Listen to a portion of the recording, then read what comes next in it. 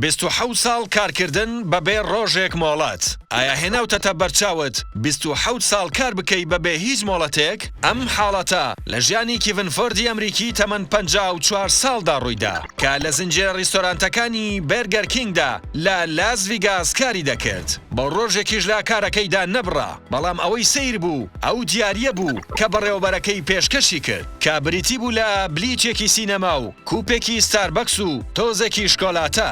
ڤیدۆی ئەو خەڵاتەی وەریگرت کاردانەوەی بەدوای خۆی داهێنا کە تیایدا خەڵاتەکە وەردەگرێ. بینەران لە ئاست ئەو خەڵاتەکەمەدا تووشی شۆک بووبوون. منداڵەکانی کیڤن لە ڕێگەی وەبسایتی بەناوبانگی گۆڤەندمی کە تایبەتە بە کۆکردنەوەی پارە کەمپەینێکیان بۆ باوکیان ڕاگەیاند بۆ ئەوەی بتوانن دیاریەکی شایستە بۆ باوکیان بکڕن. لە ماوەی چەند ڕۆژێکی کەمدا توانیان بڕی 300,000 دلار بۆ باوکیان کۆبکەنەوە. ئەمە تەنیا دیاری نەبوو، بەرنامەی The Today Show گەورەترین ئاواتی کیڤینیان بەدیهێنا کاتێک چاوپێکەوتنێکیان لەگەڵ ئەنجامدا و بە کوڕەزا و کچەزاکانی شاد بوویەوە کە بۆ ماوەی 4 ساڵ بوو نەیبینی بوون. کیڤن خۆی دەڵێ ئەو پارەی کە لە کەمپەینەکەدا بۆم کۆکراوەتەوە وەکو دیاری دەیبەخشم بانەوەکانم بۆ خوێندنی زانکۆیان. ئایا هیچ کەسێک دەناسیت ماوەیەکی هێندە زۆر هیچ مۆڵەتێکی وەرنەگرت بێت؟